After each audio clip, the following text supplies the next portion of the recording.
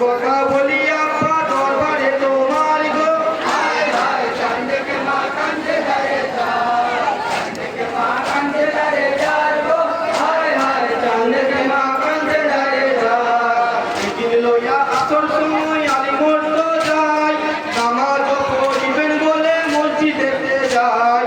দিন লইয়া আসর সময় আলী মরতো যায় নামাজ পড়িবেন বলে মসজিদেতে যায় হাসান হোসেন রহিল কাছেতে আমার গো হায় হায় চাঁদকে মা কান্দে দাঁড়ে যায় চাঁদকে মা কান্দে দাঁড়ে যায় গো হায় হায় চাঁদকে মা কান্দে দাঁড়ে যায়